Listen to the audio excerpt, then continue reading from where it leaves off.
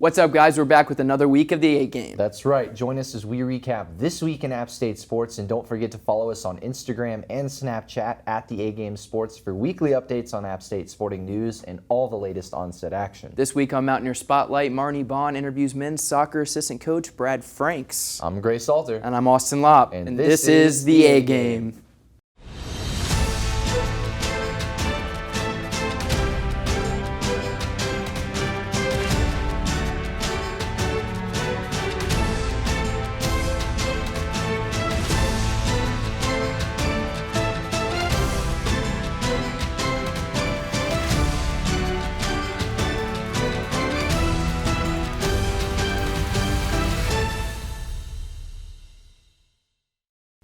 Zach Thomas had 2 touchdown passes while throwing for 246 yards, and App State's 3 primary running backs accounted for a combined 5 rushing touchdowns in a 56-37 home win against Coastal Carolina on Saturday.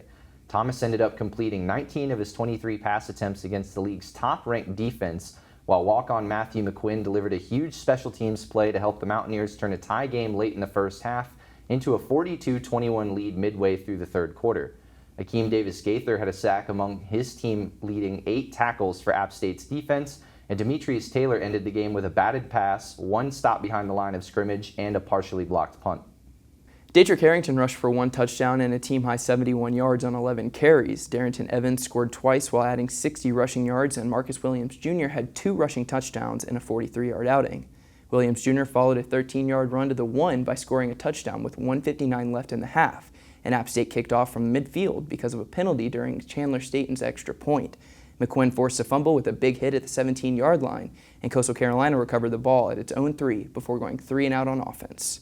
Coastal Carolina put together a 10-play, 75-yard touchdown drive to eat up the first 5 minutes of the game, and App State responded quickly with a 65-yard touchdown drive that included a 35-yard reception by Williams. Thomas completed his first 9 pass attempts for 126 yards, and a 2-hour rain delay began with the Mountaineers ahead 14-7. Once play resumed, the Chanticleers quickly responded with a 42-yard touchdown run, but App State regained the lead on Evans's 2nd touchdown run of the day and his 9th rushing touchdown of the season. His 1-yard score came during a drive in which Thomas found Hennigan for a gain of 13 yards on a 4th and 5 pass from the Coastal 28. App State returns to action Wednesday, October 9th at Louisiana. In Austin, a really exciting game for App State in this one. They pulled away late, but this was a close game for a while, and offense was certainly at the forefront today. Why don't you talk on that a little bit? Absolutely. I mean, I think at this point we know that our offense is rolling. This game we had 430 total yards of offense. Zach Thomas was able to spread the ball out really well, played super well, 246 yards, 2 touchdowns, 82% passing percentage. Thomas Hennigan had a really great game. I think he had 87 yards. Corey Sutton and Colin Reed both get into the end zone, so he's showing that he's ready to spread the game around to all the receivers. But those running backs are the real story. 5 touchdowns by three running backs. It's pretty impressive. Darrington Evans and Malik Williams Jr. both had 2 touchdowns. I mean, obviously, this offense is rolling. It's no question. We have the #1 scoring offense in the conference right now, 47 points per game.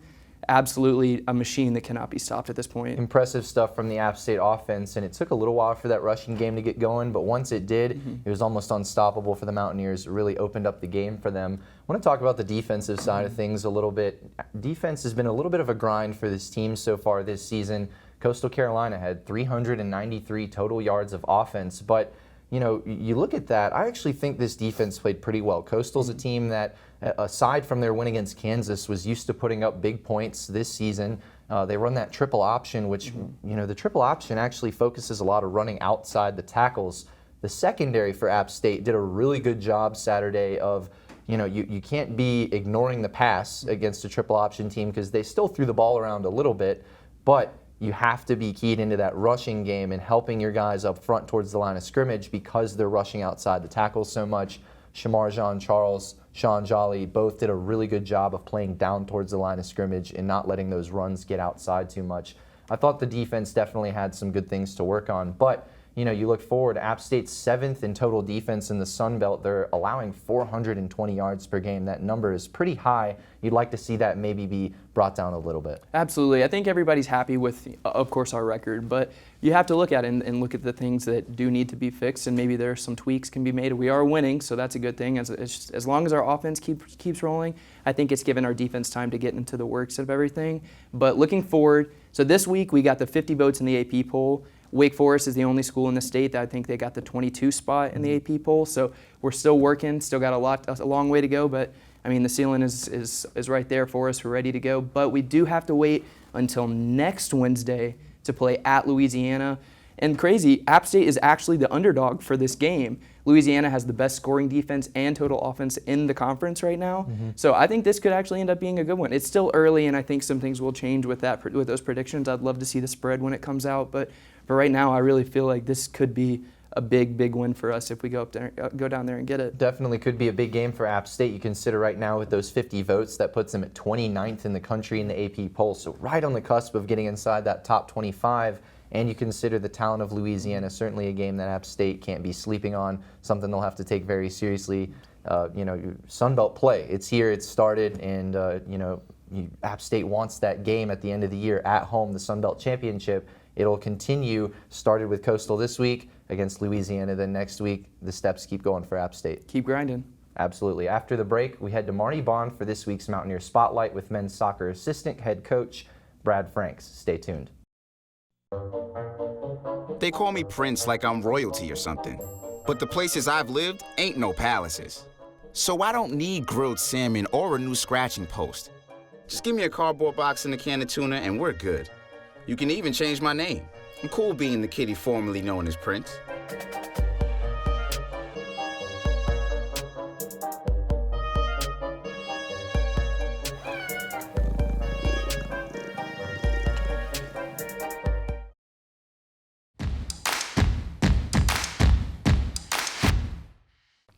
So I know you guys have had a pretty strong season so far. Your record is 6-2-0 after your win last night against UNC Asheville. How are you going to keep motivating your players to keep up this momentum? Sure. I think something we talk about regularly is not getting bored with success. We have a very ambitious group, and we didn't bring them here, and they're not here to be 6-2. They have a lot loftier goals, and they want to get more out of the season. They're not going to let a good start define their season, and especially with what we have coming up with conference play and some tough out-of-conference games.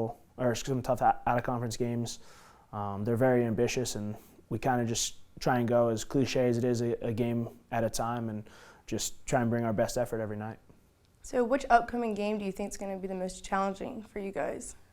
For us, again, as cliche as it sounds, is the next one, ETSU.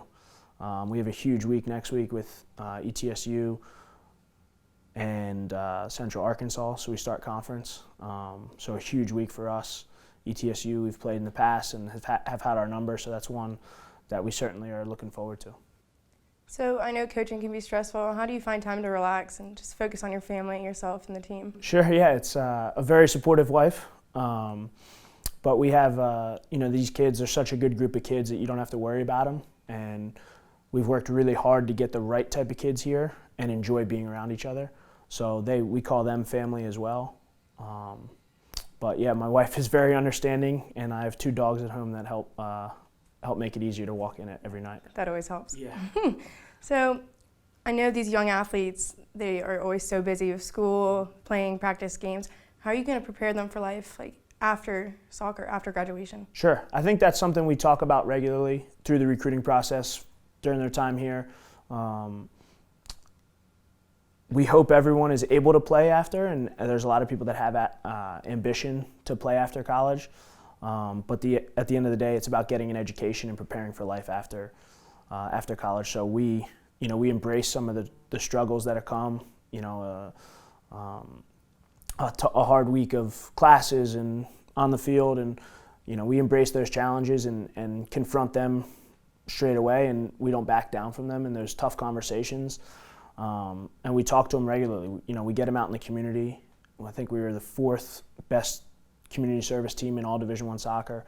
So we get them out there to meet people, to network, so that when soccer finishes, they're ready to attack it, and they have options of what they want to do when they're done.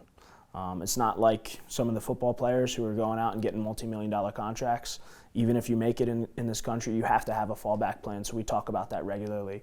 The reason they're here is to get an education. My last question for you is, what have you learned so far from coaching here at Appalachian State? I think that the type of kid that you're bringing in and the type of culture that you set, it's something that I always thought, but something that we really talk about and we've really harped on, and we've had some success now. So that's probably the main takeaway so far, is that doing things the right way and not cutting corners, even in the short run if it might hurt you, in the long run is for the best. And I think that's something that Coach O'Keefe has done an awesome job in building here, and it's something that we really believe in, and we're starting to see the fruits of our labor from setting the culture up right. Well, thank you so much for talking to me today. Of course. Back to you guys at the studio. Appalachian State Volleyball defeated Georgia State 3-1 in its Sun Belt opener on Friday evening in the Holmes Convocation Center. The win pushes the Mountaineers to a 3-win streak in conference. Emma Longley paced the Mountaineer attack with 17 kills and a .366 hitting mark. Kara Spicer added 15 kills on a .355 hitting percentage, and Grace Morrison finished with 10 kills, and Victoria Wilform added 9. Sam Bickley posted a double-double with 44 assists and 11 digs to go along with 6 kills. On defense, Emma Riley tallied 22 digs, with Sydney Farthing adding 10. In the victory, Riley also moved into 10th place on the all-time digs list and currently sits in a tie for 9th with 1,174 in her career. In the second set, App State broke a 7-7 tie with 3 straight points. The Mountaineers pushed their lead to as many as 5 points, but Georgia State trimmed the Mountaineer lead to 2 points at 24-22. A kill from Longley won the Mountaineers their second set by a 25-22 count and knotted the match at a set apiece. The Panthers opened with a 5-3 lead early in the fourth set, but App State won the next 2 points to tie the score at 5-5. Leading 16-15, the Black and Gold used a 5-0 run to open a 21-15 lead, getting kills from Morrison, Wilform, Spicer, and Longley along the way. The Mountaineers did not let the Panthers get closer than 5 points the rest of the way, taking the set 25-18 to clinch the victory. In all, the Mountaineers posted 62 kills, which is the third most this season, and hit .288, which is second best. App State will head to Louisiana this Friday for a 7:30 p.m. match against the Raging Cajuns. The Appalachian State men's soccer team recorded its 4th shutout this season with a 1-0 victory over UNC Asheville Wednesday night. The Mountaineers are now 6-2-0 on the season and 5-1 at home. UNCA falls to 1-6-1. Redshirt freshman Jacob Madden and the Mountaineer backline posted another solid 90 minutes for the App State Mountaineers, conceding only 5 shots with 1 on goal. Madden made 1 save on the night. On the other end of the field, App State took 15 shots with 5 on goal. Although Appalachian held the advantage in shots during the first half, the Mountaineers could not find the back of the net, and the game went into halftime deadlock at 0-0. App State outshot the Bulldogs 8-2. The breakthrough for the Mountaineers came in the 67th minute as Mayola Kinyoyu played a ball to Juan Hernandez, making a run on the right flank. Hernandez found Nick Rogers in the box, who finished at far post for his 2nd goal of the season. With the assist, Hernandez is now tied for a team-high 2 assists. The Mountaineers head to the University of Central Arkansas for a 1 p.m. match this Sunday.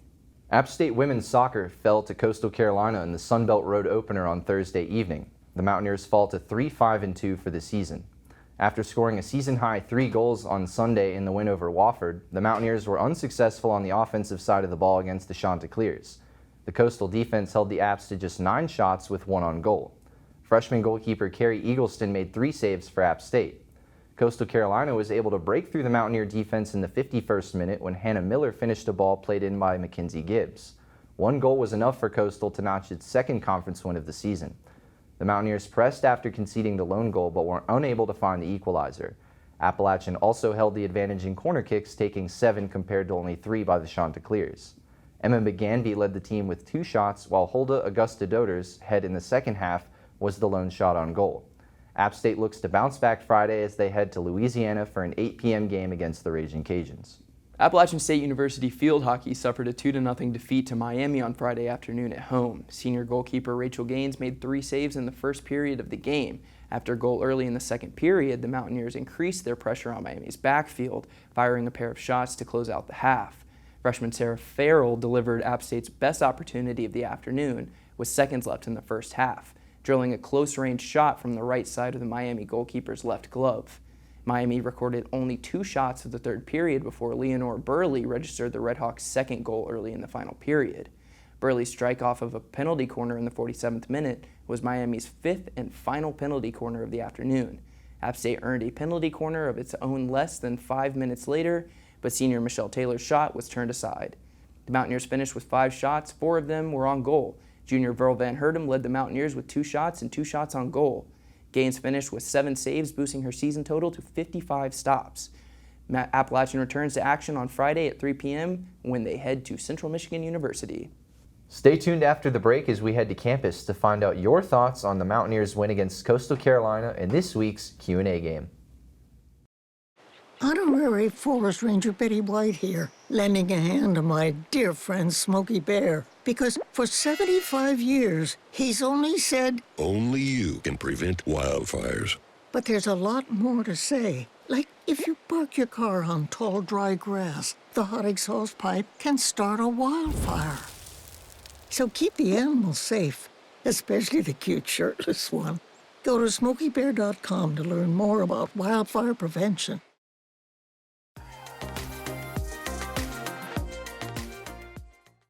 On Saturday, App State hosted Coastal Carolina. Of course, had to postpone the game for a couple hours. What's your thoughts on the game? I thought we came back from the delay fired up as usual. I was a little worried we'd come out, tight and not be able to get things going, but we jumped right back into the swing of things and kept it going. As expected, 4-0, best team in the state. It was a good game overall. I was at the stadium for like 10 hours because I was filming the game, but it was nice to see people come back in and still watch the game, get loud. It was really good. I'm actually in the marching band, so during the delay we had to go in so field and just lay down for like a couple hours, but that was nice. But I'm really glad about the outcome. We beat them pretty good. The first quarter still wasn't short of any action. We still ended up scoring 2 touchdowns. Our offense was still doing what we needed to do. It's just a shame that a lot of that got limited for a couple hours, and we had to wait a little bit more to see more results. I enjoyed what I saw. It did take a while for the game to come back into play. And 2 hours almost. Yeah, well, it actually gave me enough time to go work out and come back and caught the game, and it was fun. I thought we played pretty well. I wish the defense would improve a little bit, but I like what Coach Drinkwitz is doing. Yeah. I really enjoyed it. I thought we came out firing. I enjoyed being rowdy and having fun with my friends, and I really think our team responded well to the crowd like they usually do. We usually have a good turnout, so I think they fed off our energy, and I think they came out and showed out. We're 4-0 now. We beat Carolina last week. It's just so much good going for us. Now, for the second question, I'm going to test your knowledge. Can you name at least 3 offensive football players on a football team? I can't actually know. Yeah, so we got Darrington Evans, Zach Thomas, and then we got Thomas Hennigan. That was easy. Zach Thomas, Corey Sutton, Jalen Virgil, Marcus Williams Jr. That's pretty easy. Any more coming to mind? Vic Johnson, I think, left tackle, right? Yeah. Right now, probably not off the top of my head. Corey Sutton. Zach Thomas, Jalen Virgil, Corey Sutton. Zach, Noah at center. Hennigan.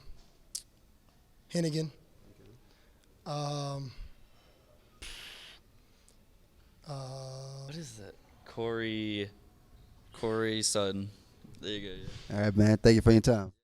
And now it's time for our Player of the Week. This week we have Appalachian State senior linebacker Jordan Fair, who is one of the 185 national semifinalists for the 2019 William V. Campbell Trophy, which recognizes an individual as the best football scholar athlete in the nation for his combined academic success, football performance, and exemplary leadership. Fair, a business management major who is also pursuing a minor in advanced entrepreneurship, has a 3.77 GPA. He was named to the 2018 Google Cloud Academic All-District Team.